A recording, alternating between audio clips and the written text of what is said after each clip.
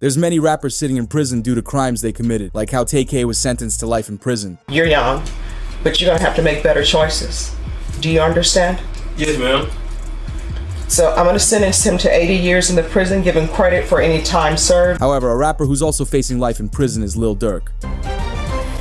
We want to begin now with some breaking news. Rapper Lil Durk is charged in a for hire plot. Lil Durk's real name is Dirk Bank, and he is from Chicago. This is his mugshot from Florida, where he was arrested last night. The prosecutors are about to add new charges against Lil Durk before his upcoming trial. It reads, Feds believe Lil Durk was also behind the attempt of Quando Rondo in 2021 at a gas station in Blackshear, Georgia. In the evidence files, it reads, surveillance footage and witness testimony relate to the attempt of Quando Rondo in Georgia. Also reading, Durk raps, they're on my page like Slide for Von, I know they're trolling me. In his podcast, he said, for some reason I just don't see them comments no more, where they aren't using the lyrics against Durk, but they're using the date of the song's release to line up with the gas station hit on Quando Rondo to add charges. This resulted in rappers reacting, please tell me this isn't real. It gets worse from here as Durk's getting more charges added, but this time it's for going against his team. It reads, Durk is facing allegations from federal prosecutors that he put hits on O-Block members for not retaliating for King Von. Prosecutors plan to introduce testimony from a witness who claims Durk gave the orders. In the evidence files, it reads, defendant Dirk Banks feuds with Munna Duke over Banks' belief that O-Block members were not properly retaliating for King Von's passing. This evidence was also given to the feds from O-Block members who are now snitching against Durk. This not only resulted in Durk being denied his bond, but a tweet went viral reading, if you think Durk was denied bond because he's rich, you know nothing about this case. Didi's brother literally just snitched on all of them, and instead of making it public, they're hiding it to catch Durk's lawyers by surprise. As news broke that Didi's brother Ted is snitching. With it reported, the new Ted body cam footage of him begging to snitch against Durk and members changed the case. Durk's lawyers submitted paperwork for an extended time on their bond proposal, which has people wondering what did Ted say to the feds. Cause he's Didi's brother and Didi is Durk's main hitter, so Ted probably knows a lot. But the only reason the feds have Ted is because he was caught at a convenience store with a firearm.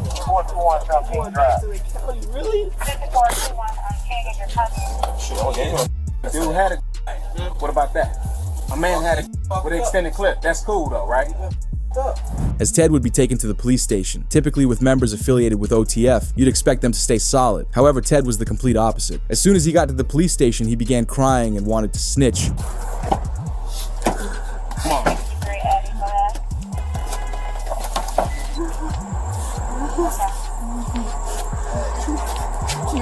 Hey, stop it. Stop it.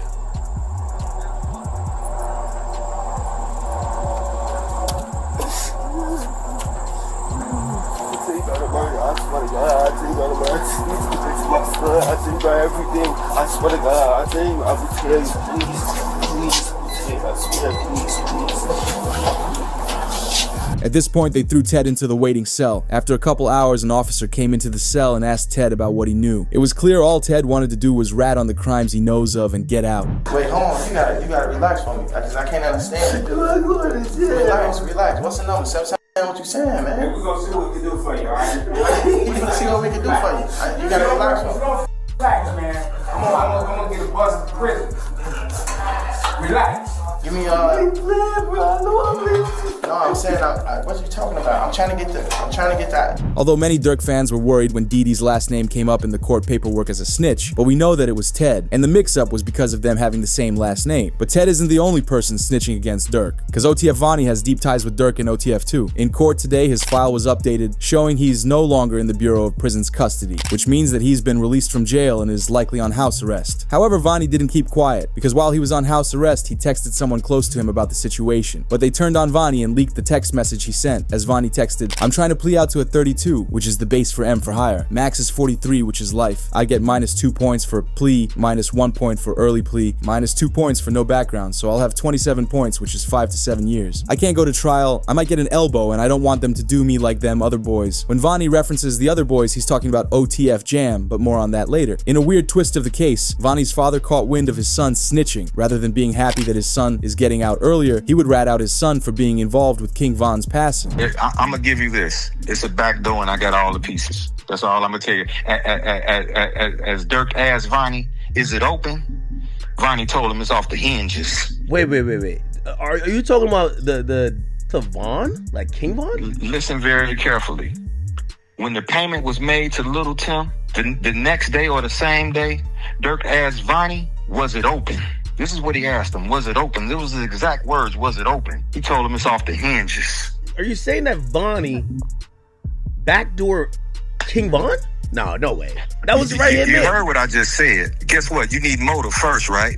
I got bankers. I got bankers that'll testify that or will make a contract or make a statement to you and let you know that this is the amount of money he had, this is what he had, this is that another. You need motive first and foremost. I got text messages from the lawyer letting you know that who told on Durk before, who told on Von before he got. Vonnie's father claims that Vonnie was involved in the crime and that Durk knew about it, which led to academics wondering why Durk would want Von gone. It starts to make sense why Durk did it when you remember that Von and Durk were facing a case back in the day. Not long after Von passed, the case ended in a private settlement, meaning there's a chance Durk made a private deal with the feds and blamed the crime on Von. Why would Durk want Von? All right, man. Let me give you this. First of all, you didn't sign your rights over. You ain't in no 360 deal. First of all, you can't bring nobody into the business and they surpass you. How you bring me to the table when I pass you up? Don't nobody want their chief spot taken, do they? That's an interesting Dude was thing. a slack. He was signing the boys. He was Von wasn't no slack. That's interesting. I did find out that Von didn't have any contractual ties to Durk like that, which was interesting. I mean, come on, man. He wasn't even signed to him. How's this his friend? He lied on Breakfast Club and said, "Hey, you think your man would be sitting here with $300,000 worth of jewelry on and he not have an attorney? He got a public defender." However, a tweet went viral reading, Vonnie's dad leaking that Durk had Von dealt with is really making me wonder why Durk suddenly goes on Instagram Live when he's connected to someone passing. He went on live the minute when King Von, Lil Pab, and FBG Duck passed away, which makes fans believe Durk uses Instagram Live as an alibi, because he can easily tell the feds that he was busy streaming on Instagram at the time. Although Vonnie's father is upset his son turned federal. Vonnie's father revealed Vonnie allegedly orchestrated Lil Pab and King Von's passings. Oh no, he ain't take my advice. He ain't respond no back to me because this is on a tablet. He on a jail tablet when I sent that to him. He ain't respond nothing else to him. I told you he can't take my advice because they playing. They made themselves get caught. This is what come along with it. They wanted to get caught. You understand me? So, that's what you meant by trenches paint. Okay. What you mean trenches what? Was it you that said that? With the whole narrative about Vonnie snitching with the text messages, like that's. Yeah. I don't know who said that, but that was me. But that was a focus. Everybody was trying to make it seem like that's what the text messages was about. That's just saying what he finna cop out to, and this, that, and with me saying Von, some people like, man, what he gonna tell on some words on Von? I ain't gonna lie, I said that in my video. I'm intrigued to know what the Von name was for. No, he ain't gonna tell him no Von. You gonna tell that just like you orchestrated Lil Pat, you orchestrated this, and guess who you work for? As Vonnie's father is used to the streets where you can snitch out anybody who snitched. Even Durk's sister-in-law confirmed it by calling Vonnie a rat. With people snitching on Durk, it doesn't look good for him. However, his lawyers are trying to find a way out. It was announced Durk has filed a new motion to dismiss based on the vagueness of the second superseding indictment. In the alternative, if it is not dismissed, he requests a bill of particulars. The coded language used, the nature of the bounty, the date and time, audience, and circumstance. In the paperwork, Durk's lawyers are asking the prosecutors to show the evidence where Durk gives his offer for the bounty of Quando Rondo. They want to know what reward or music opportunity that Durk offered for the crime to be committed. And they want to know the exact timing of him doing that. As they're trying to call the prosecutors bluff, Durk's lawyers don't believe they have the evidence to prove Durk did any of it. But this resulted in something concerning. It was announced Durk's been taken into solitary confinement after a CO discovered a cell phone in his jail cell. They got little Durk in a hole for basically some BS. And right now we're going to show the paperwork. They saying that he was caught with a cell phone, and basically that's not true. They trying to keep him in a hole, do a lot of things that they shouldn't be doing or whatever, but they trying to make a point because they saying that me and him is privileged and we got so many things going on, and it's a lot of BS. However, there's another reason the feds actually might be worried for Durk's safety. With it reported, Durk was involved in an altercation inside jail this morning, as Lil Baby didn't like hearing the news and reacted, "I don't care about nothing else other than Durk right now, free the bro." But around the same time that Durk was targeted, one of Durk's friends named Gleesh passed away in Chicago, making it look like someone put a hit on OTF members and wanted to take them out. But fans wonder who would want revenge. This is when they noticed that Quando Rondo and Lil Tim released interviews on the same day that Durk was targeted. As it may seem like a coincidence, but Lil Tim had this to say. No, like, shit, I was just protecting my little brother. When you did finally find out that it was King Von who did it, how'd you feel? I was like, damn, if Brian did that stupid shit last night, he still would have been alive. That's how I was. But I was like, shit, I ain't no the type person I am. Like, I'm a humble person. I ain't no disrespect to like his mama saying him shit like that, cause I could easily get on that type of stuff and be clout chasing type. Like, I ain't on that type. I'm a humble person, but it's like, they ain't never popped that shit off. That would have never happened like that. What comes off weird is that Durk and Quando Rondo's crew literally hate each other. The entire reason that Durk is locked up right now is because he's charged with putting a hit on Quando's friend Lil Pab, who passed. Which is why it makes no sense that Tim tries to act all peaceful in the interview, as Quando did the same thing. Whoever on my side, they got kids and a mama that 100% love them. And at the end of the day, bro, all this bull that we talking about is stupid. That could have been handled a totally different way. It could have been handled to the point where a song and $3-4 million could have came out or whatever. Like, they could have got handled in a legit way, in a music way. These are two of Durk's biggest ops, but randomly they did interviews pretending to act nice to him. It's like Quando and his team are trying to put on an act for the feds to make it look like they want no issues. But behind closed doors, they are placing the hits, as it's definitely suspicious how it's played out. The reason why the attempt on Durk happened so fast is because there was talk of him being released from jail, as Durk's father spoke on Durk being released on bond. With this being his third attempt, his lawyers made an offer so great the judge can't refuse it. I just left the courtroom for the bond hearing for my son for the release for the third time. This time it was very fair. The judge was very fair. He wasn't pro-prosecutor, he wasn't pro-defense, but he was pro-justice. So he listened to all the evidence, and he's gonna give a ruling in the next few days about what his position is for the bond. But we were very pleased at how it turned out. So continue, family, friends and fans, continue to keep us in your prayers, and we thank you, and inshallah, God willing, this be victorious for us, that we have a good ruling in our favor.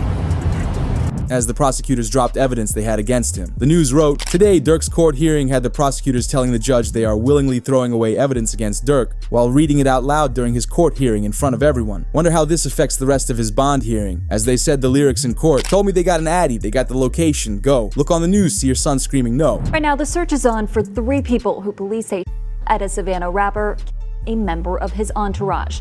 It happened in Los Angeles and cameras captured the aftermath. This man, a passenger in that car, frantic at the sight. But this was a corrupt way of getting rid of the evidence, as they said it in the courtroom, rather than just getting rid of it. But this had Charleston White reacting to Durk's case. This is a real victory. Now that demonic force was a dark force. It was a dark energy. I think we now finally get to put that fire out. I don't think we'll hear drill music ever again. I don't think drill rappers would ever be celebrated ever again. Down goes the drill. So this is a victory for law-abiding Americans who like hip-hop music but don't like the killing part of it. As Charleston hates the idea of Durk being released. But we heard from a lawyer on his thoughts about the prosecutors dropping evidence. The other allegation they backed away from, which is huge, it shows the weakening of the case. Previously, the prosecution had alleged that Durk paid the bounty for through one of his co-defendants, and they named the co-defendant. Now they've backed off that allegation. They're not actually saying that Durk paid the bounty through the co-defendant or anyone else. And the fact that they're not saying that suggests that previously they thought they were going to be able to prove that he paid the bounty through this guy, and now they know we're not going to be able to prove that he paid the bounty through this guy. However, academics got Durk's lawyer on his show for an interview, where we heard Durk's lawyer Drew mention the charges are a complete joke. The case is as follows. So there was an indictment that did not name him, right? It named others, and then there was an unindicted person. And then 3 weeks later, that indictment was what's called the first superseding indictment, and it does name him. The indictment was identical, except the unnamed person now became Dirk Banks. And this is the really important part, Ak. The second indictment, what's called the first superseding indictment, only had one new fact. It had one new fact, and that was it alleged that there was a video by Dirk that celebrated and monetized this. Although Dirk got denied for his bond proposal, as the reason why was reported saying, the feds say Dirk would need to go completely broke and give up all of his property to be granted bond, as they fear he might use his fortune to place bounties on witnesses. No bond for Little Dirk. Let me tell you about what options he has left and why the bond was denied this time. Now, he's in federal court on a murder for hire charge where he faces the possibility of life in prison.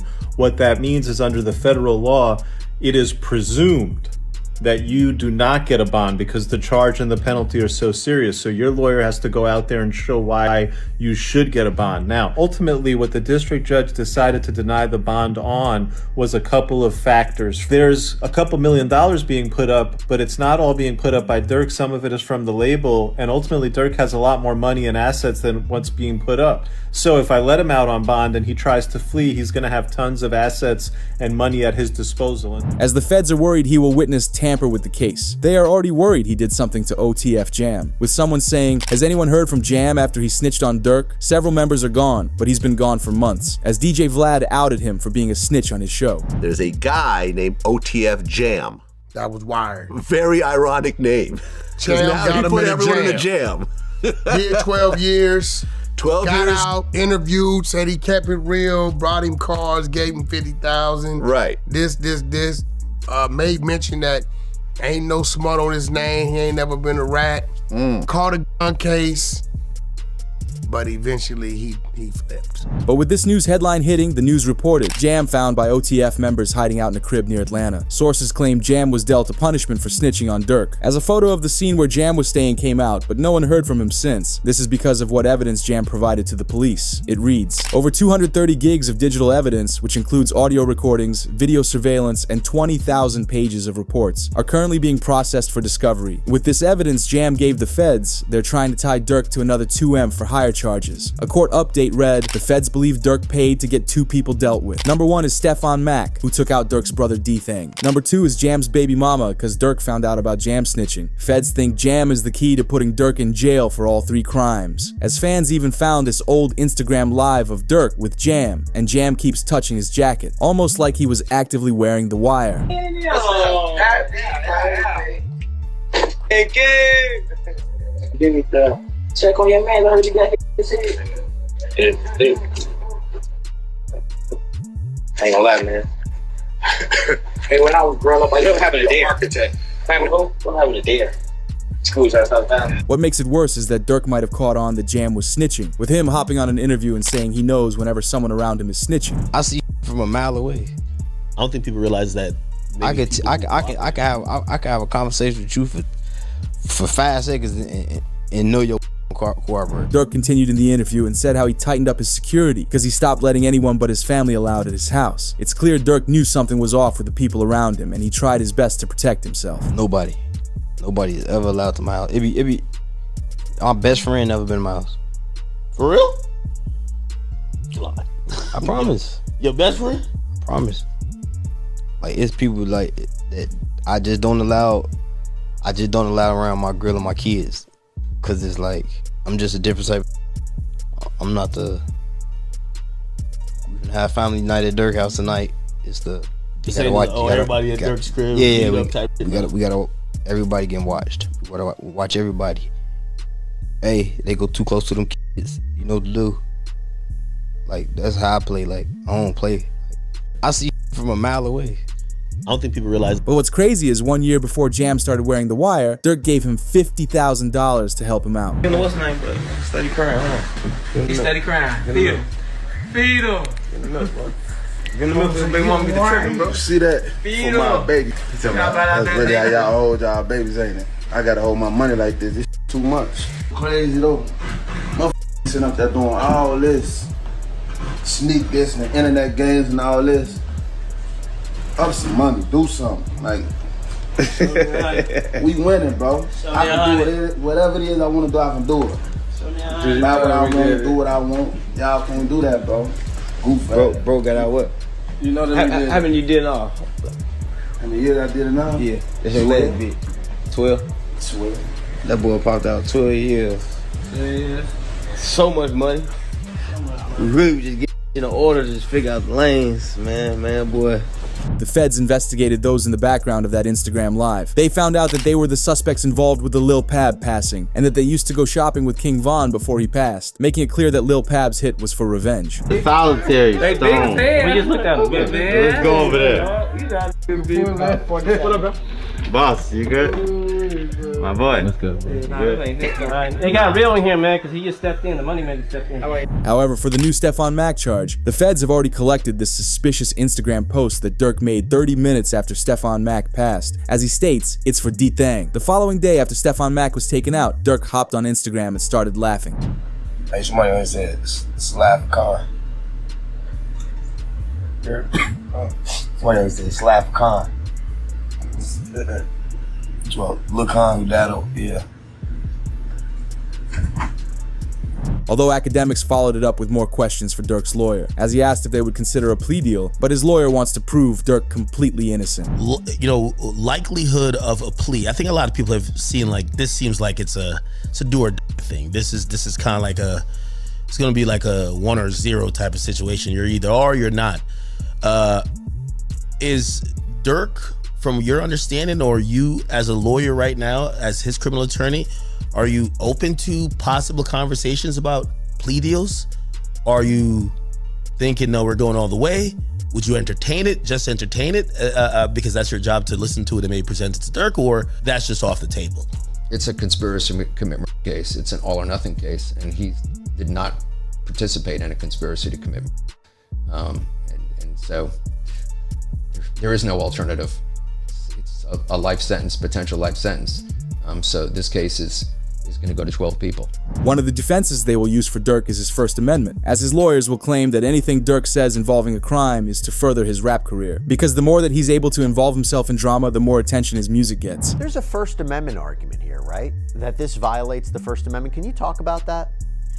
Right, for sure. I mean, I'm expressing myself. I can say the things that I want to say in a rap record or any kind of record. And you could go back and there's country records and there are pop records and there are R&B records that talk about all kinds of things. It's just that there's this notion that with hip hop, quote, glorifying violence, that suddenly now we're going to use these things to prosecute them. But does that mean that the free speech, First Amendment has gone away? No, absolutely not. He can absolutely rap about what he wants to rap about, and that doesn't mean just because the story is violent. But it looks good for Lil Durk, and some lawyers believe he will be released similar to how Young Thug was. We've seen it happen quite a bit. I don't know that I'd say it's been persuasive. I think the biggest example we look at is Young Thug.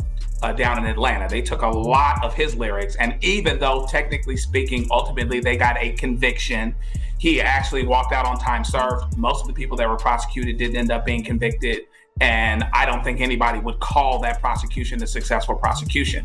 And so, you've got freedom of speech issues. Does it mean that just because I'm saying something in a rap song, it typically is a rap song, does that mean that I actually did something? And this is an extra interesting twist here because Lil Durk's attorney is saying, well, this song was actually released months before. The lawyer also shared how the prosecutors don't usually understand rap culture, and it could play in Durk's favor. Yeah, and I'll go out on a limb and say that sometimes prosecutors don't necessarily understand hip-hop culture.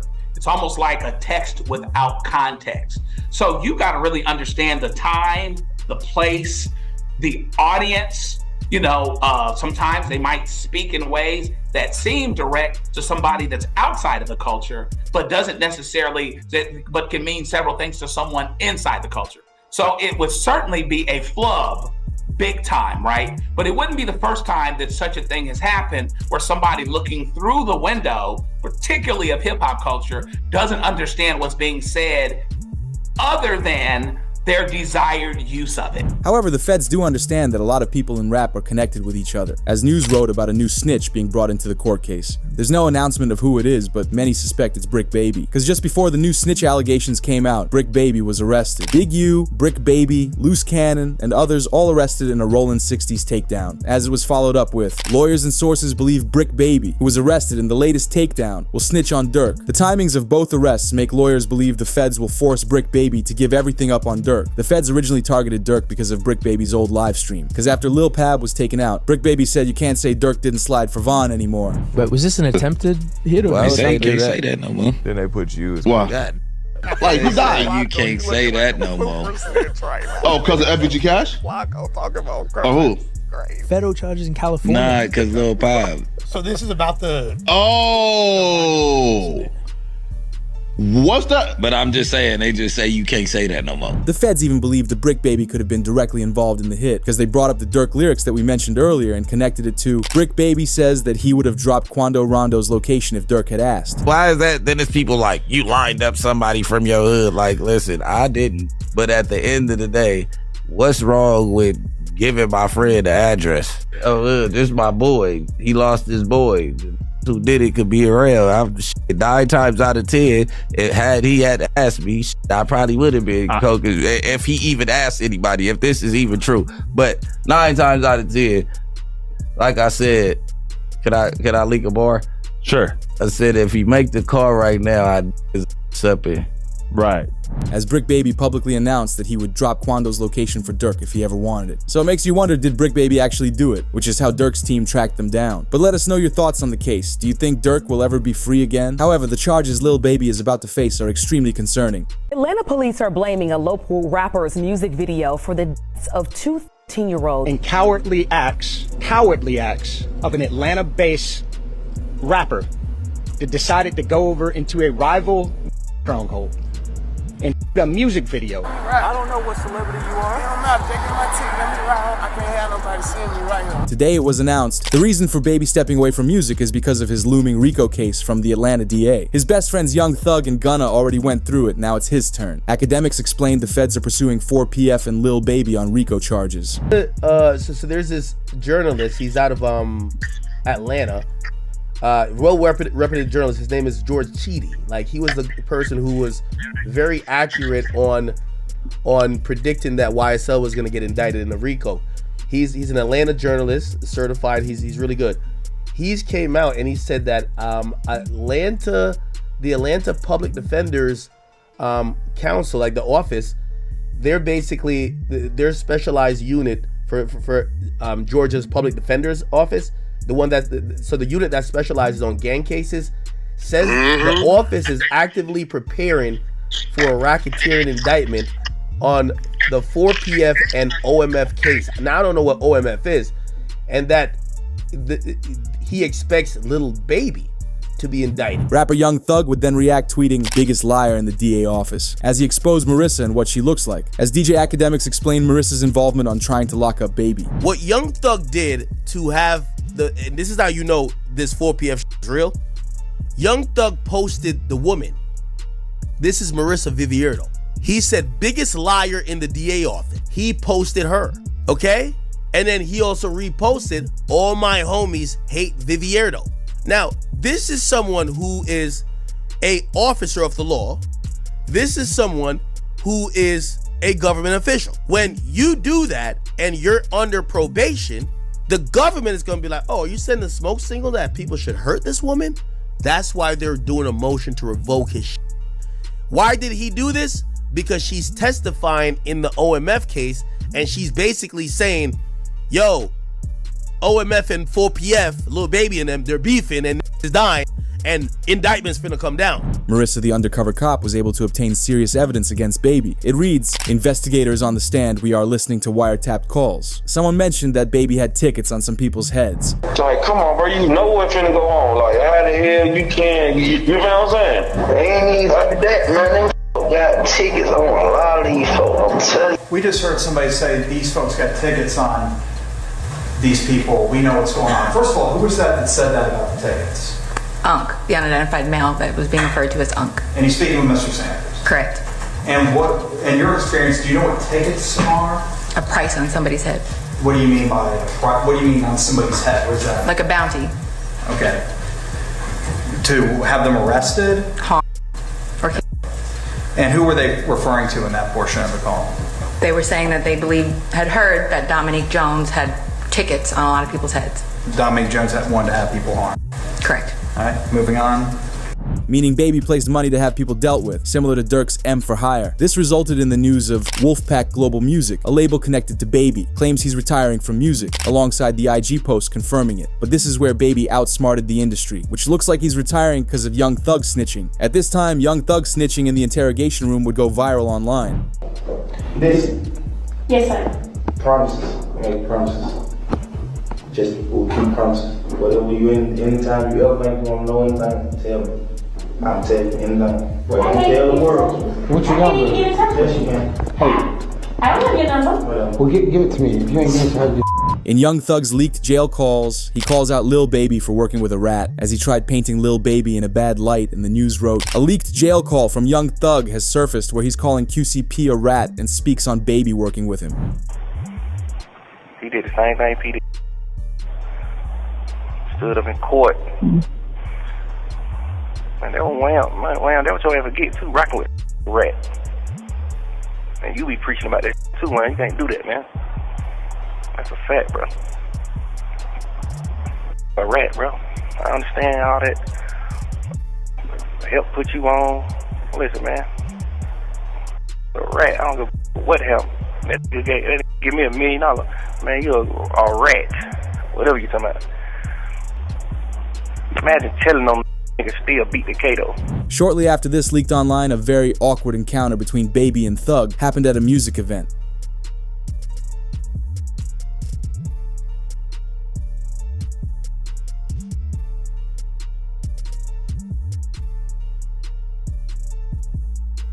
Young Thug is so worried he's the reason Baby's retiring. He wrote on Instagram today, "Wham, pick up the phone, talk to me. I taught you everything you know about this. We're for lifers. Rat's already winning, don't let this divide us. You're a real guy, but you do real and hide it. You gave a couple guys on this case $75,000 helping with their lawyers and never spoke about it. I wish the world knew everything. When you don't speak up for yourself and show them that you're real, I try my best to do that. We're real guys, we're solid, we don't speak on that stuff. We're the foundation of men, we learned that from Pluto. Our OGs inspired us to do this music stuff. It's all love and respect on my end." But Lil Baby made a big mistake. While the feds were investigating him, he panicked and ended his record label. With it reported, Baby reveals he ended his record label to avoid it being labeled as a street team. First 4 Pockets Full had to come to an end.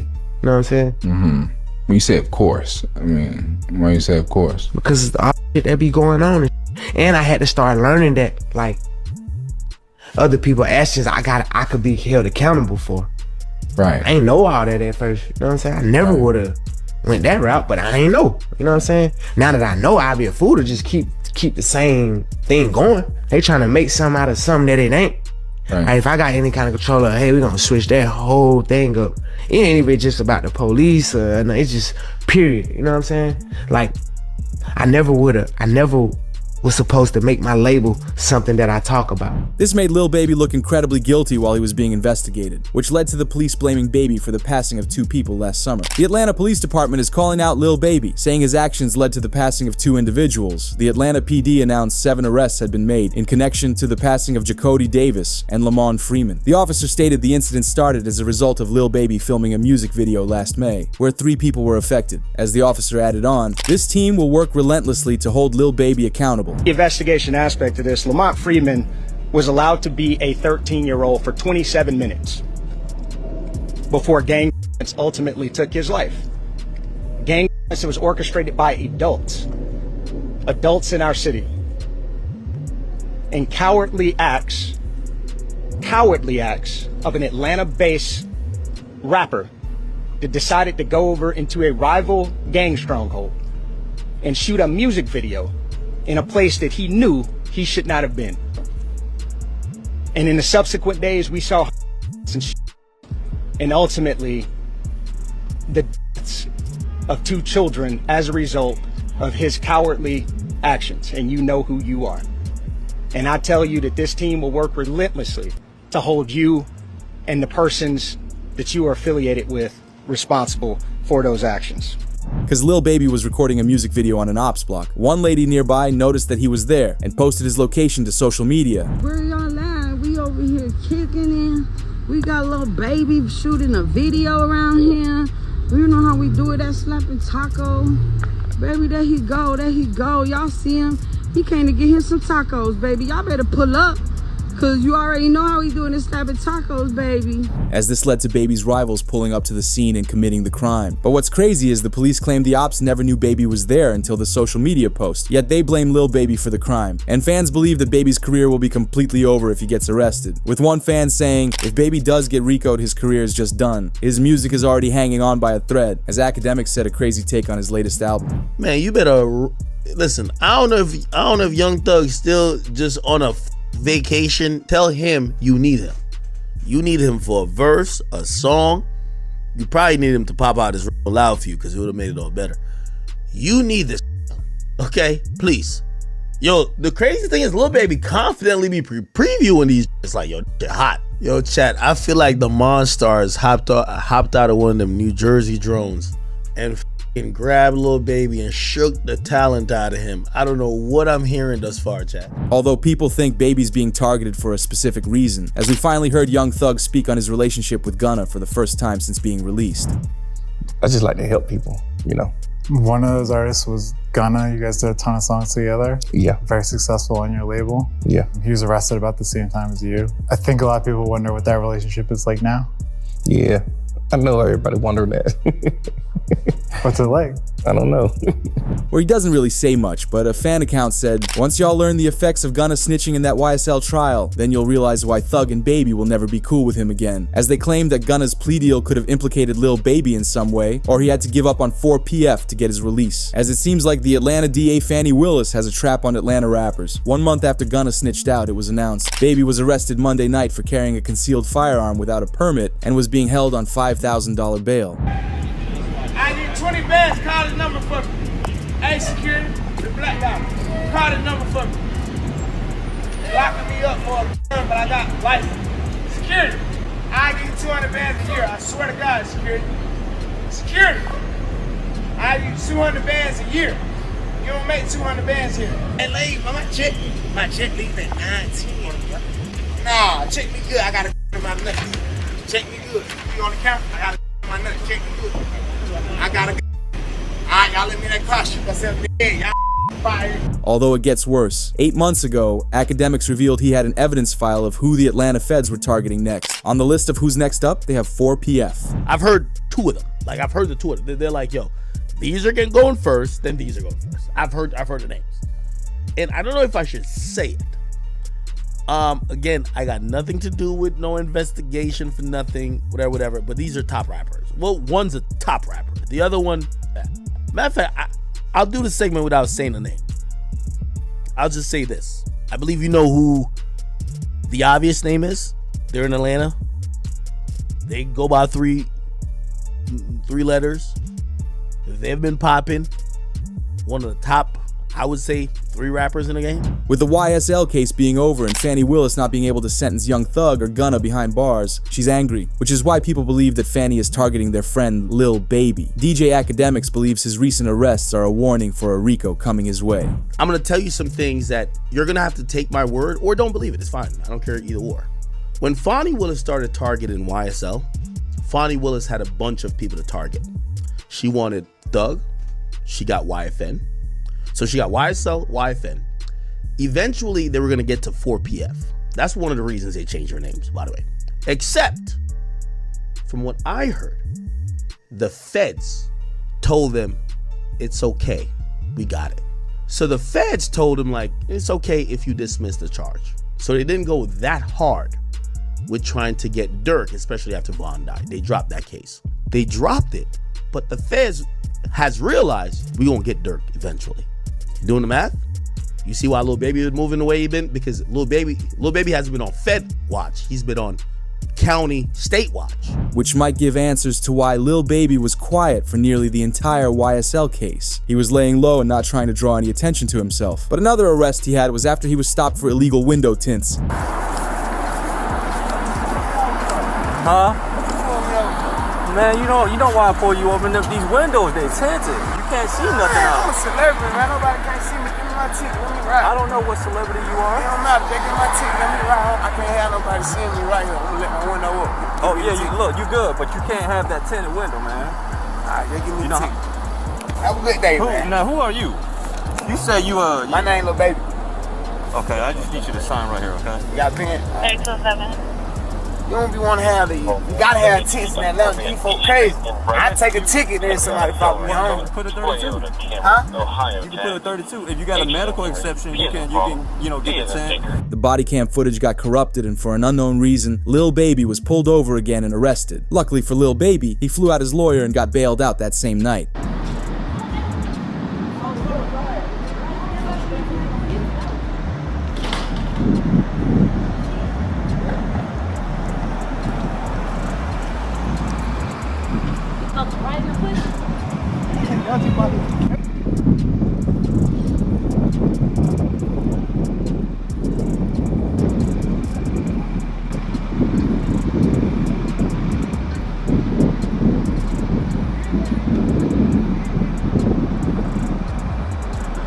Not only do fans believe Gunna ratted or gave information on Lil Baby, but they also believe Young Thug could have slipped up on the jail phone, because a lot of jail call audios leaked of Young Thug snitching on people, and it's possible he could have leaked something about Lil Baby committing crimes, with a tweet reading, "Baby's gonna get caught up in this legal Atlanta mess. They have Thug and Gunna already. You telling me the feds won't go for all three?" Especially with what Thug was saying in the interrogation and phone calls, as Young Thug was leaked, calling out Pee Wee Roscoe for an old hit against Lil Wayne's tour bus in 2015. This motherfucker Wayne from New Orleans. I'm from Atlanta. This was in Atlanta and I was in New Orleans. I said, what the f? That was so weird. This now nigga tour bus. I don't know. Honestly, I don't know who the f did it. They said Roscoe, but I don't wanna block. I don't wanna block out y'all case by saying Roscoe didn't do that. They knowing Roscoe? Man, scrub. I'm like, you man, bro. But I don't know, because every day they grow ball. I don't know. I honestly don't know. As rappers reacted to this, Surprised and 6ix9ine had this to say. Yo, I just want to know where all the energy at. The Young Thug situation, I stood quiet 2 days just watching it play out. Watching what excuses the people come up with. Every day, every year, every time I come out, y'all move the goalposts further. Oh, nah, bro, it's different. No, it's different, bro. It's different. You told, before 12 in the afternoon. That's a forbidden rule. You can't do that. No, bro, it's okay, bro, because he told after 3, bro, it's so easy. They tell you have the right to remain silent. Anything used against you could be used in the court of law, whatever the case they say. You have the right to call an attorney right now. You spoke for 2 hours. 2 hours. It's me, the horse. I'm not saying that. Y'all heard what y'all heard. Where's all the energy at? Why hear everybody quiet? Why Lil Baby, 21 Savage, Future? Why you not saying nothing? Rappers don't like how easily Young Thug was talking about other people committing crimes in the interrogation, as it was clear he said Pee Wee Roscoe's name for being involved, which led to YSL Mondo speaking about the Thug audios. He believes Young Thug absolutely snitched. I just beat him off a Rico. Come home, still talking about, oh, rat, da-da-da. Bro, that's God. That ain't nothing but God biting you back in your bro, because you probably been thankful that you just beat a life sentence in a Rico and came home and minded your business and been humble. But instead, you still coming out pushing the rat narrative, bro, and all that, this, that, and the third. Now look, he came back and bought your bitch. But that ain't the key. The thing is, too, though, he brainwashed people. He still got motherfuckers on there talking about, and y'all heard it with y'all own ears. You got motherfuckers AI, they did that in the third, and oh, he ain't rat on nobody. Bro, if you sit down with 12 and bust out and say these words, if y'all talking about Gunna ratted from saying yes, ma'am, you mean to tell me this not making a rat by saying they said Roscoe the bus up? And then a nigga Roscoe did 10 years behind this, and you just got on the internet tomorrow didn't rat on you? Boy, so brainwashed is sickening. Y'all need daddy figures and y'all just be sitting back waiting on something good, waiting on something to happen. Like, yeah, I'm gonna stick around. Maybe they'll put me on. Maybe I can get some out. Roscoe, you the worstest. Twin, you worse than the rat itself. You did 10 years, twin, behind Roscoe. You did 10 years behind me, brother. And you just come on the internet and didn't tell on you when everybody just heard this man say your name a few times. You feel me? But this was just the beginning, as Woody came out and warned rappers to stay away from Young Thug or he'll bring them down with him. Told them that. Gunna, but it was going over their head. It was going over their head because why? This ain't street. This ain't who they pretend to be. I said, leave Gunna alone. Gunna didn't do nothing wrong. Go look at Thug's interview. They said, why you didn't sign Lil Baby? Thug said, because I didn't want to pull Lil Baby in my... Hey, Lil Baby, I know you might be watching, partner. Got nothing to do with you. Get your money. Hey, we need somebody to win, buddy. It can't be you. Stay out of it. Hey, 21, y'all, stay out of it. Hey, cause get what, bro? One thing I know about it, that ain't got nothing to lose, he gonna take everybody down with him.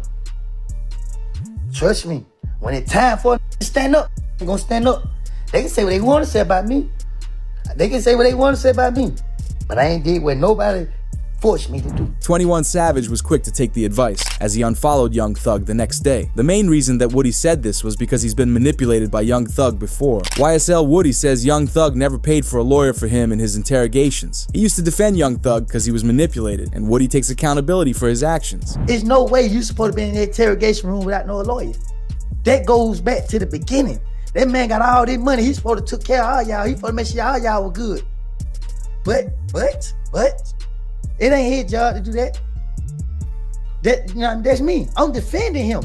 It ain't his job to make sure, you know what I'm saying? Because I'm so blinded, I'm so manipulated. It ain't his job to, you know what I mean, do that. You know what I mean? We knew what we didn't know what we were getting ourselves into.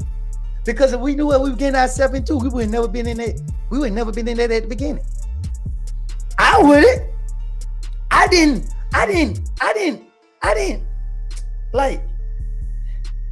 respect a lot of stuff. Still don't. With nearly nobody defending Young Thug, his sister spoke out. Young Thug's sister says people are calling him a snitch just because they know he can't come to Atlanta. She said we've been putting belt to. That's why everybody clicked up. Don't be on the internet acting like my brother just when y'all know my brother ain't dead. On the internet acting like y'all just my brother. You know for a fact y'all doing it because he can't come back to Atlanta. Yeah. Don't do this. Don't click up. Do all this because they know he can't come back to Atlanta. That the only thing it is, he can't come back here. All that spit on who? Man, we gonna lay right back to A. Now we been putting belt. That's why everybody clicked up. Which only led into another Young Thug jail audio, where he surprisingly told 21 Savage he wished other rappers didn't call out Gunna for snitching so fast, as it's unclear if he wanted to label Gunna a snitch or not. Type. I ain't finna say nothing about you on the internet. I ain't finna let the world know I ain't finna with you until just say something. But you know, that's what they supposed to did. Like, but ain't nobody trying to go at him to get clout. Yes, they have. Dirt said something to him, but that's it. Like, Wham ain't doing all this shit. Like, Wham unfollowed him. Yeah, but I mean, that's just that little boy. That ain't really saying anything to no. Yeah, that's just like, damn, I'm disappointed, bro. Yeah, but that's still.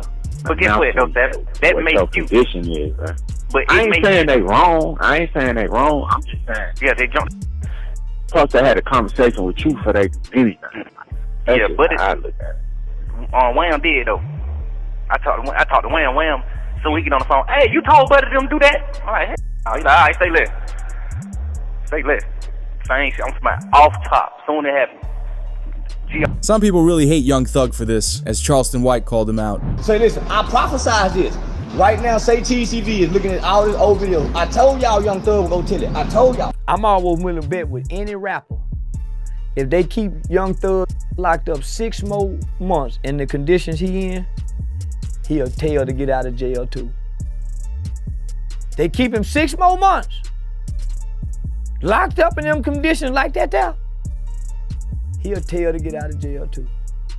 He about ready to break. I told y'all, I am the new prophet. I thought, man, what is he doing talking? A 2-hour interrogation, and you mad at Yak got it. You mad at Gunna. Gunna don't have no interrogation tape, and everybody mad at Gunna. This is what I tell y'all. Hip hop is fake. But it's weird with Charleston because he praised Gunna for snitching out of the case, but hates on Young Thug for doing the same thing. He hates Thug so bad that he wants to destroy his career. Say, listen, Atlanta, I know y'all love Thug, and I love y'all. But y'all just bear with me. I'm finna destroy Young Thug. He will not be able to rap no more. Woody, be quiet. Rollo, you know they wrong for how they did you. Lil Baby, you might as well stop hanging with Thug. Gunna, don't talk. Just stay back. Let me get this. I got y'all. Can't nobody beat me. I'm finna destroy. Swear to God. Thanks. Come on now. Don't. But academics revealed a lot of the industry is just split on if it's considered snitching. Many people think he did and others don't, which is all based on which rapper they like more. If you ask me that somebody we like snitch, no snitch. Somebody we don't like, all right, we're gonna look into it. That's how it goes. The first rule of did somebody snitch is do we like them? Keep telling y'all, it's better be liked than to be right. And let me tell you why. When we like somebody, we make them on top. He ain't tell. Yo, he mentioned his man's did the, but his man's, yeah, but his man wasn't them. His man eventually. You know the favorite one? Yo, bro. Yo, is anybody even locked up because of that? Look, ain't nobody locked up. Yo, bro, he ain't snitch. Ain't nobody locked up because of what he said. How he snitch? You know what I mean?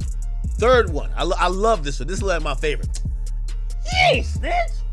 Yo, he just spun the cops. Like, if anything, he did him a solid. He pointed him in another direction.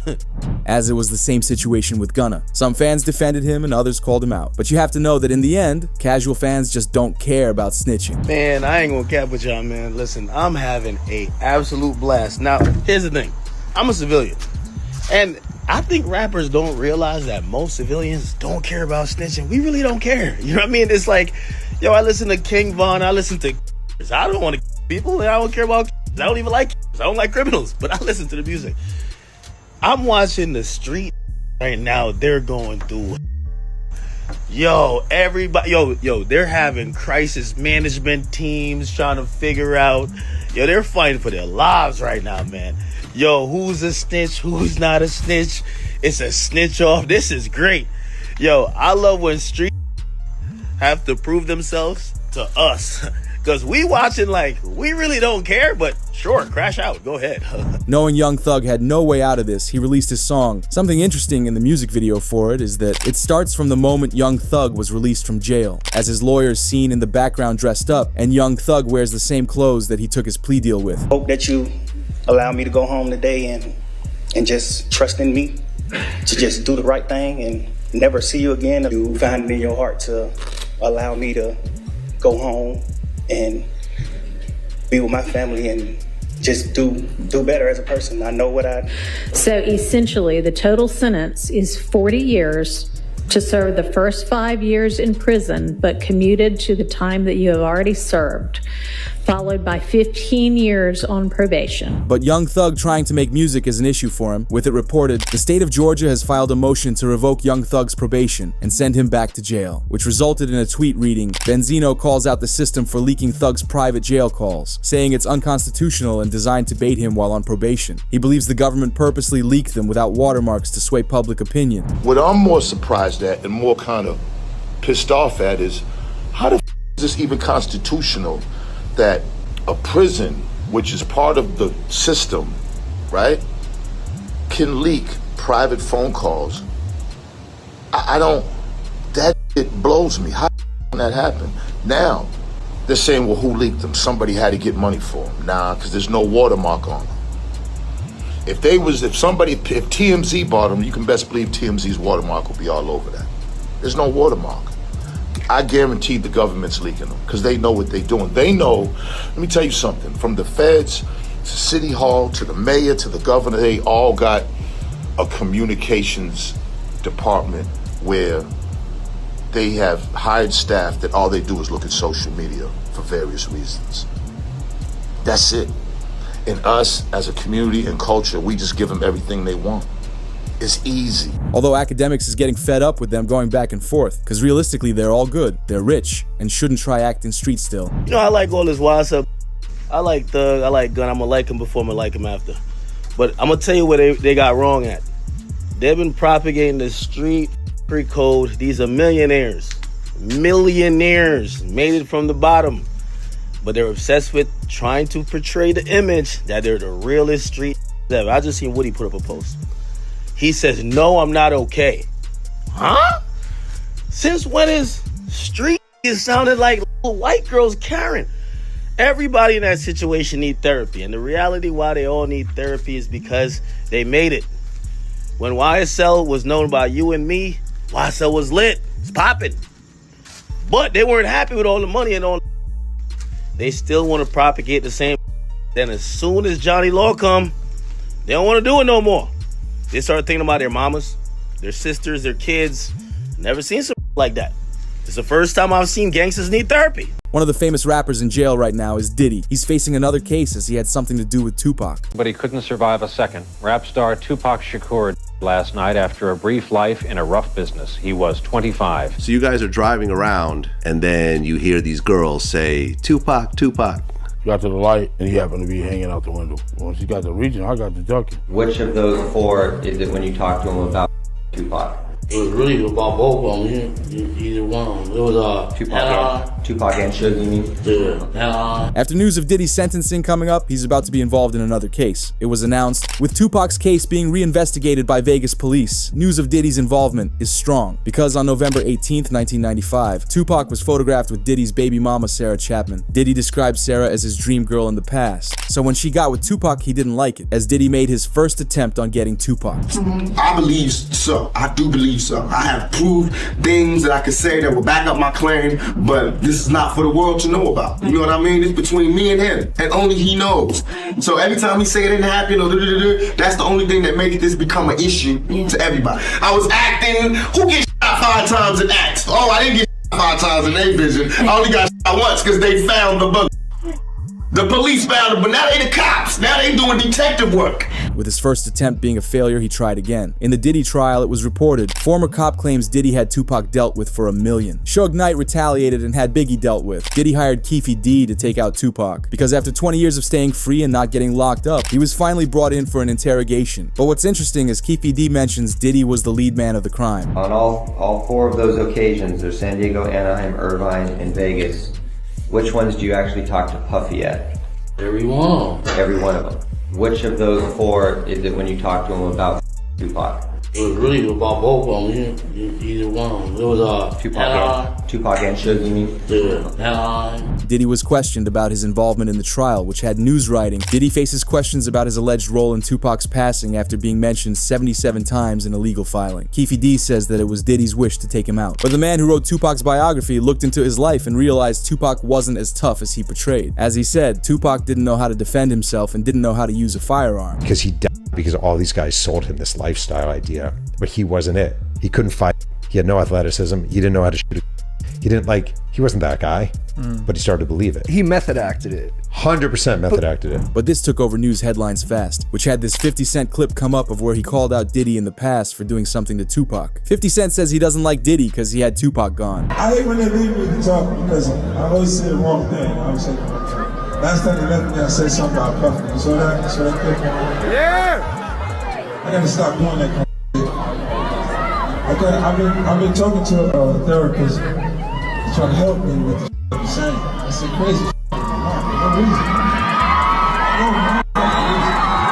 Oh wait, maybe I said it about Puffy because he got Tupac killed. Even Eminem spoke on the situation in his song Fuel, where he raps, I ain't trying to beef with him cause he might put a hit on me, like Keefe D did him, and that's the only way you're gonna be getting me, as he called out Diddy for putting a hit on Tupac by using Keefe D's crew. But what's weird is the Breakfast Club even confronted Diddy about it years ago. Now it was this documentary that claimed, which we know wasn't true. Yeah, check this out. We don't talk about things that are nonsense. We don't even entertain nonsense, my brother. So we're not even gonna even go there, with all due respect, but I appreciate you as a journalist asking. Thank you. Cause you listen, 7 years ago I'd have been like, yo, did you hire somebody? But no, you do it like a journalist. Yeah, no, I mean, we wouldn't even get into nonsense like that. You know what I'm saying? It's nonsense. Which we never believed, by the way. Yeah, thank you. Although you realize that Diddy wasn't alone in the crime. As news reported, the reinvestigation of Tupac's passing is revealing new names and evidence of those involved. The new name brought up is Suge Knight, which relates to another Eminem lyric where he said, "I'm holding Suge responsible for the passing of the two greatest rappers to ever grace the face of this planet. If only the late Christopher Wallace could talk, he could tell you himself. I'm holding Suge responsible for the passing of Ja Rule or anyone else with the row." As new police records reveal, Detective Poole suspected that Knight arranged Tupac's passing before he could exit the label. He then framed the Blue Street team for the hit to throw off investigators. When looking at a Blue Team member to blame the crime on, one of the biggest is Snoop Dogg. And when you investigate Snoop Dogg's involvement in the situation, you find out that Snoop was supposed to be in the BMW with Tupac and Suge Knight. With Tupac, though, in regards to Tupac, I heard a story, did you give him different advice that night on where to go? I didn't give him no advice. Right. We wasn't seeing eye to eye. Right. So saying during the Tyson. Yeah, this incident that I'm explaining to you right now was the day before that. Okay. So when they got to Vegas, they went their way, I went back. I mean, when we got to LA, they went to Vegas and I went home. That's why I wasn't in the car with them. Snoop says that he didn't go because of last-minute changes, which is because of an argument Snoop had with Tupac. The last time me and Tupac was on the same page, and I did an interview with Angie Martinez, and she asked me, how did I feel about Puffy and Biggie? And I told her that I like their music and I want to do music with them. Bro didn't like that, Tupac didn't like that, so we had a misunderstanding. So on the flight back to LA, I didn't feel comfortable around them for what they had did, as far as I didn't let my security ride with me. So to protect myself and to prevent from happening, I slept under a blanket with the knife and the fork just in case something was to go wrong, but it didn't. With this happening a couple of days before Tupac passed, it's very suspicious, especially when you realize Snoop was tapped into the streets back in the 90s. If any sort of hit was planned on Tupac, it's likely Snoop would have heard about it, which led to him not getting in the car with Tupac that night. Snoop Dogg also mentioned that 2 days before he passed, that Tupac hated him out of nowhere. I say a week before he died, we was best of friends. 2 days before he died, I don't think he liked me. Why? Because we was in New York, and it happened. New York, they shot at me and did all kind of shit to me, like just the worst you could think of. And I forgave him. And went and did an interview and was asked, how do I feel about Puffy and Biggie? And I was like, I like it. I want to do some music with them. And that just rubbed Cuz the wrong way, like tried to me out at you, and you tell me you want to do a song with him. I wasn't thinking about his emotions. I was thinking about the way I felt at the time. I wasn't into no controversy. I liked his music. They was our friends. We was all friends at one point. There's video footage of all of us hanging out. Although when you go over the entire night and how the crime went down, it's very concerning. On September 7th, 1996, Tupac was in Vegas with the head of his record label, Suge Knight. They went to the MGM Grand to watch a Mike Tyson match, and once it was over, they spotted an op in the lobby, which led into a brawl. Suge Knight and their entourage went to the Mike Tyson, the MGM Grand. Keefe D and his nephew, Orlando Lane Anderson, and two of their friends were also there. Keefe D told LAPD Detective Greg Kading more than a decade ago, in a proffer that couldn't be used against him, the shooting was retaliation after Tupac jumped Orlando and beat him up at the casino. Surveillance cameras recorded the fight. Tupac was angry that Lane had stolen his necklace years prior in Compton. Tupac, Suge Knight, and the entourage left the casino quickly. Security broke up the altercation shortly after, which led to Tupac and Suge going to their hotel. They changed their clothes after the brawl and were getting ready to party it up at a club. At 11 p.m., they leave the hotel and head for the club. However, they were stopped at a red light when an SUV came up beside them and did the crime. Just knew about Tupac's concert at the Club 662. Members, including Orlando and Keefe D, jumped in their white Cadillac and started cruising the strip looking for the offender. Before long, they finally spotted Tupac's caravan. At the intersection of East Flamingo Boulevard and Koval Lane, the white Cadillac pulled alongside the black BMW with Suge on the driver and Tupac on the passenger seats. The back window of the Cadillac rolled twice in the chest, once in the arm, once in the thigh. Despite the crime being a mystery for 2 decades, Keefe D hopped on an interview to spill everything, as he detailed the moment they pulled up on Tupac. And Bubble Up was the driver, and Baby Lane and Freaky were in the back seat. We was just all in the car together. Just say that. This was the white Cadillac. Yeah. So you guys are driving around, and then you hear these girls say, Tupac, Tupac. Got to the light. We was gonna go drink. and he happened to be hanging out the window. He's hanging out the window like he was in a parade. Tupac. Yeah, he was. So what happens next? You said that as you're driving up towards the BMW, with Suge driving and Tupac in the passenger seat. Keefe D explains that it was allegedly Tupac who began the altercation because they thought he was reaching for something in his car door, which makes it worse because Tupac knew something was wrong in the moments before it happened. You said that as you're driving up towards the BMW, with Suge driving and Tupac in the passenger seat, and you said that Tupac pulled out a... It looked like he was reaching, yeah. Yeah, it did. Okay. Yeah. Did you actually... No, once he got the reaching, I got the ducking. So someone from your car That's what happened. started at Tupac and Suge. Around the time that Keefe D did the interview, the public asked the police to lock up Keefe D for the crime. In response, they released an interrogation they did with Keefe D back in the day. Lane starts. You say Suge looks over, he sees you. Yeah. He looks right at you. Yeah, he looked at me. Okay. When he looks over at you, and then Tupac's busy getting. Evidently, the story is Tupac's trying to either get out in of the back seat or something. Yeah. What do you see happening inside of their car? I seen him going Suge head. I thought he was. So Orlando across Dre. He leaned over on the window. We rolled down the window. Although Keefe D kept talking and revealed he regrets it happening. Yeah, I hate it happened, dog. I really do, man. Cause it took a lot of people's lives, dude. I hate it happened. Promise to God. I feel that was wrong, man. It was just purely wrong. You know what I'm saying? I wish it had never happened. You know what I'm saying? That's my opinion on it. It never happened, dude. Although the evidence files get weirder because they have possibilities of Tupac being alive. An interview from an officer revealed Tupac was an industry plant by the feds. He was tasked with the job of stopping the beef between the red and blue street teams. Well, it turns out when I talked to Tupac's longtime mentor, political mentor, former Black Panther Chokwe Lumumba, who was his first business manager, he's told me, I basically asked, well, was Tupac only pretending to be in order to appeal to gangs and politicize them? And he said yes.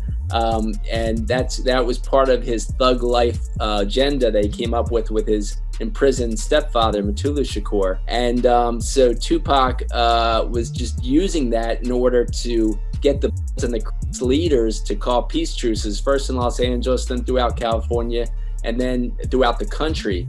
And that was why he was pretending to be this gangster type. And really, he was just an intellectual prodigy. The plan never worked, which resulted in his passing. But this gives another reason to why Snoop Dogg wasn't there. It's possible he found out that Tupac was an industry plant and didn't rock with him anymore. Although for the evidence of Tupac still being alive, they found a 2010 interview of Tupac's friend Treach talking about him. The two used to be best friends and even made music with each other. But it gets interesting when you find out that once Treach thought the camera was off for the interview, he says how he last saw Tupac in Cuba, which is a weird thing to say about someone who had been already gone for 14 years. It comes off like it happened recently, and if it's an interview, why put the camera down for that question? So if you ain't ready for it, get on the sidewalk. One last question. Nobody knows. Y'all good? Yeah, we good. Thanks a lot, man. We good. Last time I saw music. What made the Cuba theory even crazier was a news website posted a video of what's believed to be Tupac sitting in a parking lot in Cuba. Look, zoom in. That's Pac, man. He was the outlaw. And Reg from Holla Back is trying to be friendly and get autographs. Holla Back exclusive, baby. Holla Back. Even Tupac's closest friend and manager Suge Knight agreed he's alive in multiple interviews. There's no one else that would know more on the case. He was literally there in the moment and lived through it. Suge Knight revealed that Tupac was doing fine in the hospital before he suddenly passed. As he stated, "When I left that hospital, me and Tupac were laughing and joking. I don't see how somebody can turn from doing well to doing bad." I mean, when I left that hospital, me and Pac was laughing and joking. So I don't see how somebody can turn from doing well to doing bad. So you seriously think that he might still be alive? I'm gonna tell you this, Pac, you never know. The weird thing about the interview, though, is that the police claimed Tupac was in a very deep sleep. It wouldn't have been possible for them to both be laughing like he said. But it's not like Suge said this just once. In another interview in 2008, he continued saying that Tupac was alive. So he was conscious on the way to the hospital? He was conscious on the way to the hospital. He was conscious in the ambulance. He was conscious after they did the surgery. What was the last thing that he said to you?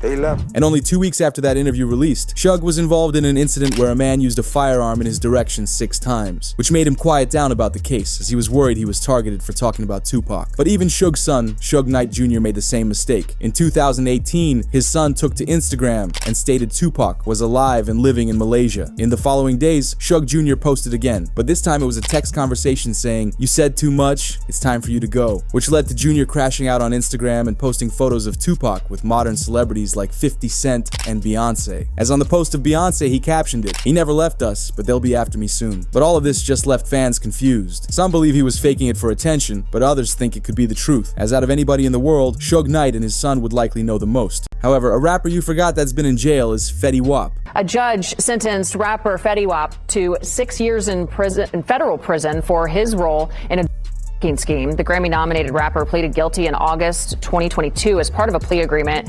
It spared him from a potential life sentence. Indictment just unsealed late this morning. As you mentioned, the arraignment will be held this afternoon via teleconference. He was arrested yesterday at Citi Field.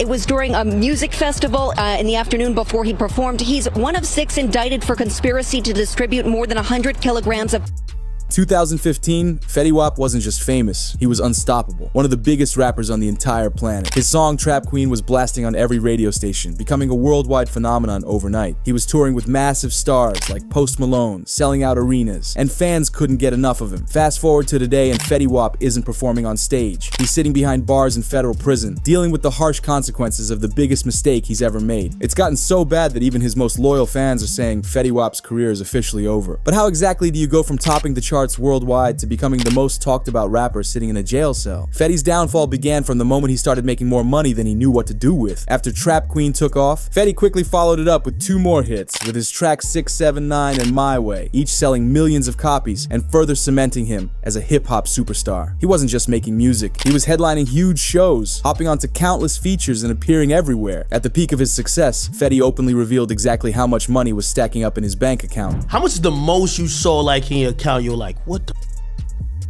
the most I saw in my account? Yeah, just 22. Huh? 22. Like 22, M's. like 2.22 million. Yeah. Holy shit. Yeah, I spent a lot too. I ain't gonna lie. I saved a lot of money, bro. 22 million. I saved a lot of money because I wouldn't spend unless I knew I was making it. So it wasn't like I made $22 million at one time. Nah, that's not how it happened. Fetty had an astonishing $22 million sitting in the bank. For those who understand taxes, that meant Fetty had earned around $40 million, accounting for the half he'd paid to Uncle Sam. But what exactly did he do with all those millions? Because it's his reckless spending and bad business decisions he made with his wealth that played a huge role in landing him in jail. I heard you bought like 50 cars, and I'm like, oh, 72. You bought 72 cars. Count like from then to now, yeah, 72. For like who? And almost everybody. Why? And what are you thinking? I just want everybody to be happy, bro. What's the crazy you ever did? Jewelry. Jewelry? Yeah. How much? 2.5 million? Yeah. Tell me you sold it back or something. You got money back, right? Not really. Fetty was spending money like it would never run out, dropping around $200,000 every single month on bills alone. And believe it or not, that didn't even count the huge amounts of cash he was handing over to support his 6 kids, each with a different mother. It was almost like Fetty was challenging himself, seeing just how fast he could burn through his fortune. He splashed money on extravagant houses, luxurious cars, diamond-encrusted jewelry, and every expensive thing he laid eyes on. At first, nobody including Fetty himself saw this as an issue, because when you have tens of millions sitting in your bank, a few $100,000 each month seems like pocket pocket change. But here's the truth that every celebrity eventually learns. Even millions won't last forever if you keep spending recklessly. And in 2018, Fetty realized just how true this was. It was his daughter's birthday, and he flew out to California determined to make it unforgettable. He planned on pulling out $100,000 from his bank to throw the biggest, most lavish party imaginable, packed with gifts that would make any kid's dreams come true. But when Fetty got to the bank, everything changed. Instead of handing him the cash, the bank told Fetty surprising news. They couldn't give him the money because he had a hold on his account. Yeah, I had a bad business manager. He was like, he was taking a lot of my bread. But I was making so much of it, like I didn't know. You're not keeping track of it. Yeah, you know what I'm saying? And they froze all my, yeah, like people that I was supposed to be, you know what I mean? Like that I didn't even know I had to pay. Yeah, they froze all my bro. I went to the bank again, and that shit was like, hold. And I'm like, what the f? And yeah, so I think for like 6 months, yeah, I was broke, bro. It turned out the bank had frozen his account because he'd fallen way behind on his bills and payments. In that moment, Fetty Wap was stunned. The man who once believed he had unlimited wealth couldn't even withdraw his own money to celebrate his daughter's birthday. At this point, Fetty wasn't really focused on putting out music like before. Sure, he dropped a few mixtapes here and there, but those were free downloads, not bringing in any real money. He was coasting off his earlier success, hoping his past hits would keep paying the bills forever. But as the bank incident showed him, the money was rapidly drying up. But what fans didn't realize was that behind the flashy cars and lavish lifestyle, something much darker was brewing. When you look closely at Fetty's career timeline, something just doesn't add up. He released a smash hit album in 2015 with multiple chart-topping singles. And then weirdly, he gave fans nothing but free mixtapes for the next 6 years until 2021. The reason comes down to a critical mistake Fetty made early in his career. Back in New Jersey, when Fetty was still grinding and dreaming big, a guy named Nit the Grit stepped in to help him out. Nit paid for studio sessions, promoted Fetty's early tracks, and was a key figure behind Fetty's initial success. So naturally, when Trap Queen blew up, Fetty trusted him completely and signed to Nit the Grit's label, RGF Productions. But this decision was about to haunt Fetty's career in ways he never imagined, because Nit the Grit had absolutely no idea how to manage a major music career. Byron went out of control, man. Like, be honest. It's early though. It's early. Like, you tell me you could've grabbed control. I'm talking about y'all made it, money's coming in, but now it's about how the you're gonna manage fame, stardom, legal money. Bro, listen. No, like it's more so like it just happened too fast for bro at a young, very young age. In early 2019, desperate to recover the lifestyle he'd grown accustomed to, Fetty and 5 others came up with a dangerous scheme to rake in millions. Their plan was simple but incredibly risky. They'd buy a certain high-value product on the West Coast, cleverly hiding it in secret compartments inside cars driven cross-country to the East Coast. To evade suspicion, they'd occasionally switch things up, shipping the product via airplanes or even discreetly through the mail. Once the shipment arrived, they'd carefully divide it and rapidly distribute it across New Jersey and the wider tri-state area. These guys were operating at an astonishing scale, moving nearly $2 million worth of product every single week. Throughout 2019, Fetty's crew was living large, stacking millions with no end in sight. But what they didn't realize was that federal agents were watching their every move. No one knows exactly what tipped off law enforcement. Maybe someone got greedy, maybe a shipment raised suspicion. But from that point onward, every phone call they made, every meetup they arranged, and every shipment they moved was under federal surveillance. The feds used wiretaps, hidden cameras, and tracking devices to build a case against them. And it didn't take long for everything to come crashing down. On June 27, 2020, federal agents simultaneously raided 6 locations across New Jersey, directly tied to Fetty Wap's crew. When the smoke cleared, they had enough evidence to put everyone away for life in federal prison. One by one, the crew members were arrested, but Fetty lucked out. He managed to stay free and get out untouched. In fact, things looked so positive that in 2021, he even dropped his second album titled The Butterfly Effect, which secured him a performance slot at Rolling Loud. Just when fans thought Fetty was finally turning a corner and making a comeback, reality set in. As he was gearing up to take the stage, federal agents suddenly arrived. The talented rapper Willie Jr. Maxwell II, better known by his stage name Fetty Wap, was preparing to take the stage at the Citi Field Music Festival Rolling Loud Thursday night when the FBI moved in, arresting him for running a major ring. He's mostly stayed out of the music spotlight the last few years, and that lack of money and prestige, said a source, were motivation to allegedly get involved in the trade. However, Fetty's sentencing was different than most cases. Usually, when someone is sentenced in court, the judge doesn't directly address the accused beyond the formalities. But Fetty's situation was completely different. Instead of just handing down a sentence, the judge practically interviewed Fetty, asking him personal questions and seeing how he made his decisions. So they said, during your sentencing, you told the judge, I only ever wanted to help my family. I never asked myself if it was all the way right. Why was that important for you to say at the time? He says, because it was true. It's all true. A lot of people don't say to my face, but, I hear the rumors like, oh, he dumb as hell.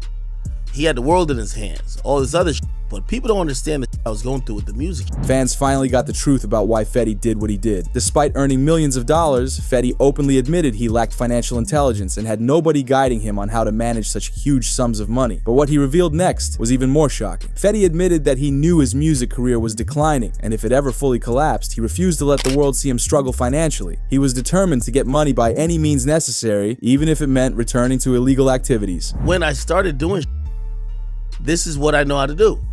It's like being honest with myself, and you know what I'm saying? Like, the music wasn't doing that good. I was putting out music with nobody paying attention, so I'm like, man, f it, I'm gonna go back to what I know how to do. Instead of pursuing my career harder or going harder to make people listen, man, I was kind of you know what I'm saying? Like, if I'm falling off, I ain't about to look like it. You know what I'm saying? I was a coward for that. It was just like, I can't let my family down. It wasn't for to be like, I'm outside. I'm really doing it for real. Fetty didn't detail what he meant when he said he'd return to what he's good at, but everyone, including the judge, knew he was referring to moving product again. But perhaps the saddest part of the whole hearing came when Fetty shared the harsh reality of his music career. He explained how he unknowingly signed deals that made other people hundreds of millions of dollars, yet he barely saw a dime from his own hit songs. It was sad to see that Fetty's downfall was a result of his own mistakes and the ugly legal side of the music industry. From what the public didn't see, is it just bad business situation or contracts that kind of held you back? You had songs like Trap Queen 679 and My Way that were hits. But maybe people thought you had all this money, but behind the scenes, because of business, it's like, yeah, it wasn't like that. Somebody got all the money, but I don't got it. I'll just leave it like that. You know what I'm saying? I made all my money from doing shows and tours and stuff like that. And the real reason why I'm here, I never really get all that, the rap money, I guess you would say, like masters and royalties. However, Fetty Wap's release date from jail was just updated. According to news reports, it reads, new pictures of Fetty Wap in prison has surfaced online. He's scheduled to be released in 2027. But even with all his mistakes, massive spending and prison time, do you believe Fetty can return to being a top rapper in the game? A rapper who's been sitting in jail now for 6 years is YNW Melly. February 2020, Melly was involved in a multi-inmate fight inside the day room of his area unit and was given a DR for his role in the fight. October 2020, placed on a room restriction for refusing to go back to his cell as he was trying to hide while on the phone. And developing now, there's a new push to get rapper YNW Melly out of jail. He's currently awaiting retrial for 2 childhood friends, but a new lawsuit alleges he's being held in inhumane conditions. With Melly's trial not starting until 2027, it's his lawyer's job to secure him a release on bond or house arrest. It was announced, with Melly's co-defendant Bortland securing his plea deal. The new possible release date for Melly is being announced tonight, although Bortland's team released a jail call of Bortland saying he didn't snitch. Man, you stop playing on my top, man. Y'all know it's sport, man. I'm 10 toes down. I hold it down, stay solid, they hate it. Forward to control, they quick to praise it. I'm a young G, just skated for license. But I look like taking the deal that hurt my. I look like giving a about how y'all feel. I'm a young fly, be back to raise and prevail. Damn, why they wanted to take that L? Don't you know you can see the dirt for even speaking that L? It's bought the sport name a part of Mickey Mouse Clubhouse. YNW for L, never be stopped. Let's stop playing on my top like y'all know what the f going on, man. Hey, free me in, Melvin. Boys. However, the news wrote, as predicted, Bortland took the plea deal. He also agreed to a proffer, which means he's talking. The total length is 10 years, but he only needs to serve 6 more because they gave him 4 years of time served. We've already requested his deposition in the civil case. Academics would explain what's really happening, as the first factor of Melly's release depends on what Bortland says. Academics wrote, the judge says Bortland has to provide a factual basis for the 2 charges that he pled no contest to. You have to tell a factual story of how you committed an accessory to the crime, which confirms the crime happened. It's a Gunna plea. But with the proffer, he can't say yes, ma'am. He gotta sing like Franklin. As he would further explain how it's a plea deal similar to Gunna's. I did tweet out saying people are upset. I said this is a Gunna plea. This is a Gunna plea. This isn't a plea saying you have to tell on him, but this is a plea that you're going to have to provide all the details that they were missing to convict him. And that's why it's a Gunna plea. Why do I say he signed a Gunna plea? Because YNW Melly, and I watched the case, we covered it. YNW Melly's case is that, number one, you guys have not done a job to prove that this is actually a with, well, they are proof, but prove that this is a homicide with this person being the offender. Also, the accessory after the fact plea confirms that Bortland, that's kind of like almost like a sub part of a conspiracy, except you weren't with the conspiracy at first. You came in after the fact. What that proved is that they came in, what that proved is that Bortland worked with someone after he acknowledged that a murder took place in trying to cover it up. You hear what I just said? When pleading to an accessory to after the fact, you have to acknowledge that the happened and you assisted someone or in some way to cover the. Now, if Melly's statement is, how do we know that? And then secondly, how do we know who did it? Because they said it was a drive-by. Because he will have to admit that the crime happened, and it will leave only Melly as the last suspect. But even the judge was in disbelief of how Bortland got such a good deal. As he told Bortland, I don't know how your lawyers pulled this off. And it's my understanding that you want to resolve both cases today. Is that correct? Yes. And that resolution is an agreement you've reached with the state, the terms of which are as follows. Number one, in the 19 case, you're going to plead no contest to both counts of accessory after the fact. In the 23 case, you're going to plead no contest to all 4 counts as charged. In exchange for that, the state is going to null process, that is, drop the 2 first-degree. In exchange for that, I'm going to adjudicate you guilty on the 2 accessory counts as well as the tampering count. I'm going to sentence you to 10 years in Florida State Prison. This is the greatest plea deal of all time, from 5 life sentences to 10 years in prison with time served, which resulted in the news of Lil Wayne and Kodak Black's attorney Bradford Cohen says Bortland has bit the cheese and is likely to flip on Melly after accepting the plea deal. All right, let's talk YNW Melly and YNW Bortland. He is now doing the triple Lindy. For those youngsters that don't know what the triple Lindy is, it is when you do several flips off a high dive, and he will be flipping. He is going to be tell-all about anything he knows about the double case, and they will know if he's telling the truth or telling a lie when he gives his full quote-unquote confession as to what happened that evening.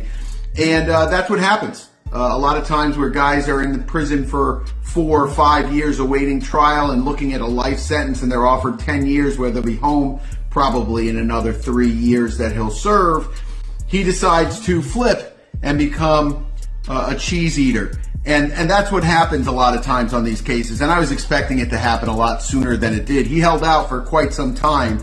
But long story short is it looks like he's going to flip, and it makes the case on YNW Melly, depending on what he says, which I anticipate he'll say that YNW Melly is responsible. As even 6ix9ine would write, Bortland just accepted his plea deal with prosecutors. Melly is cooked. I told you about all these rap guys years ago, but since they were scared of how big I was, everyone singled me out. It's what rappers said next when Melly's lawyers argued with a judge for him to be released from jail. Melly's been so confident of his jail release, he even ordered a $100,000 chain to wear for when he gets out. I would assume that he spent a lot of money on lawyers. Like an amount that would probably... That kid spent a lot of money on a lot of things that shouldn't have been spent on. Really? Like what else? And cars, jewelry. And he's not even out to wear the jewelry. I'm like, why are you buying jewelry and you're not here to wear the jewelry? No, definitely lawyers are probably the best thing you can spend That's money what on. bro. But he's good with lawyers, bro. Like, money ain't an issue for lawyers. Like, he's fine, but it's just like, there was a lot of stuff that should have went to lawyers that he didn't spend on lawyers. And I'm like, bro. And now it's like, he don't even want the chain no more. This is because Melly just sued the county jail, exposing them. It was announced Melly sues Broward Sheriff's Office for cruel treatment and is seeking immediate release from prison. Melly also claims that they have not allowed him to see or speak with any family members in 3 years. Melly's been living in a cold jail cell with barely edible food and no human contact. An interview from Melly's mother paints a disturbing picture of Melly's life in jail, making it sound like he won't last much longer. As during an interview, she was ranting over the fact that Melly's been granted a mistrial in his first trial, essentially beating the case but still being left in jail. Also not being allowed to use a phone or even look at his mail. My son has not been convicted of anything, and even other inmates that have been convicted or anything, they have the right to use a telephone. They have a right to just to be allowed to write letters to their loved ones, to receive their mail. They hold his mail, they don't give it to him. As Jamie King would reveal, she feels absolutely heartbroken for her son. She feels helpless as he's not even being treated like a human in jail. When you saw Melly's statement, just saying how he's been hurt, how he's scared for his life, as a mother, how did that make you feel? It's heartbreaking. It made me feel completely helpless. Broward Sheriff's Office definitely needs to be investigated. I mean, they they are making up their own rules. We've tried to go to court about this situation. The judge really doesn't have any jurisdiction when it comes to the jail, because we actually had a hearing about the mistreatment of him, and the jail they make their own rules. And I don't think that's fair, because I know that they need to answer to someone too. This got a lot of media attention, especially from industry people. Charleston White reacted and said it's exactly how Melly should be living. Even the YMW Melly, I'm so happy he in jail getting mistreated. Yeah, I'm so happy he in jail getting mistreated, homie. Homie, when you take a life, homie, you ain't got a right to complain about a motherfucking thing about being mistreated when you done chose to play somebody. This had Boozy speaking on the case and how bad he feels for Melly's mother. Okay, so then I met his mama while he was in. Oh, okay. I met his mom while he was in, and she real, bro. You know, she real. She's stressed out. I heard she had a... Yeah, she real, and I reached my hand out to him, cause I'm real.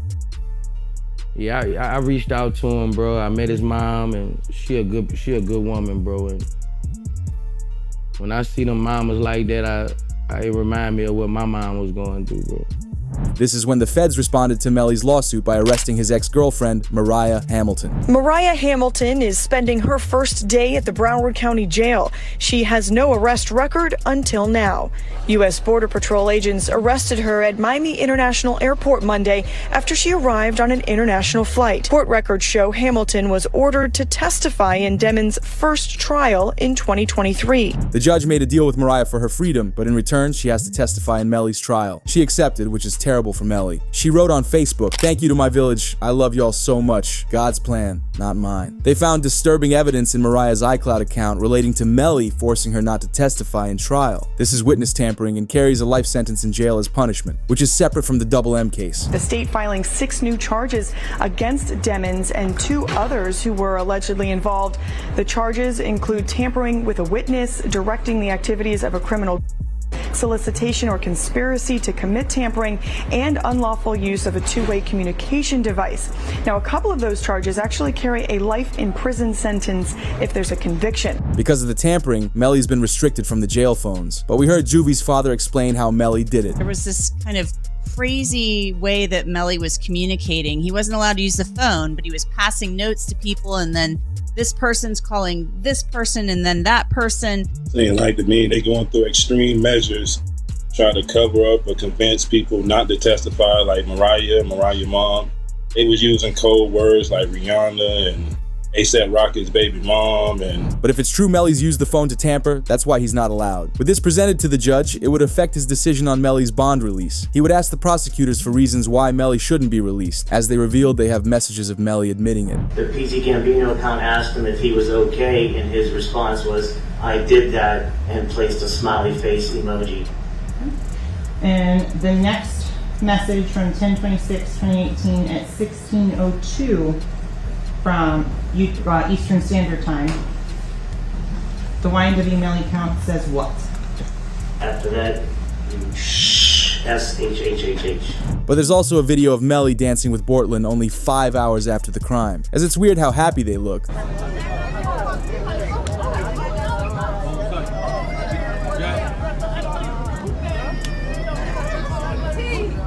Melly still turned regardless of what happened this early morning. He's still out here being very positive. Turned still. Hey! No, still turned, regardless of what happened. You already know. However, Melly was filmed again that he didn't know about, which was the moment he got into the back left seat of the car.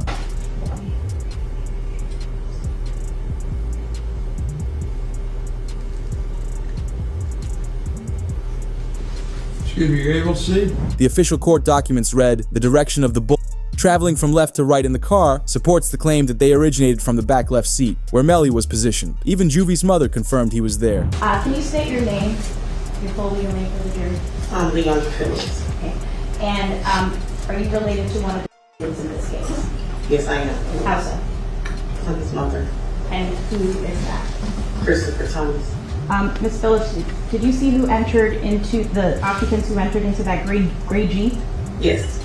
Do you recognize where your son entered that gray Jeep? Yes. Which seat, if you can identify for the jury?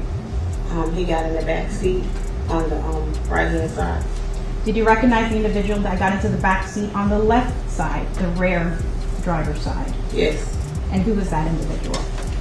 Janelle. However, this resulted in Melly's lawyers responding. They shared with the judge that there was never even a firearm found for the crime. So the first thing is I didn't have a firearm, so I can't know which firearm I'm going to use in order to replicate any of my tests. So I can't make tests for this determination because I don't know what firearm was used. Okay. They would then share the evidence found inside Bortland's home. Melly's co-defendant YNW Bortland was booked into a Miami jail Monday night and is being held behind bars on an out-of-county warrant. We just confirmed the warrant is out of Broward County for witness tampering. The warrant obtained by Law and Crime Network states as follows. On or about April 10, 2023, continuing through and including July 22, 2023, Cortland Henry, aka Bortland, along with others, did unlawfully and knowingly engage in misleading conduct toward another person with the intent to cause or induce them to withhold testimony. The warrant continues the alleged witness had been summoned by the legal process to the jury trial of Jamel Dimmons, aka YNW Melly. The dates in the warrant are important. Jury selection for Melly started in mid-April, and a judge declared a mistrial on July 22nd, the same day the warrant claims Bortland allegedly tampered with the witness. As it would be announced by Bryson Paul. Here are the images of alleged notes discovered during the home raid of Bortland's home, of Bortland detailing where certain jurors were sitting with a description of what they looked like. Before Melly's lawyers started throwing incriminating evidence towards Bortland, it looked like he was getting ready to slide for Melly. To keep it real, this is sloppy. Bortland, how the f you gonna have the notebook of the jurors in your house?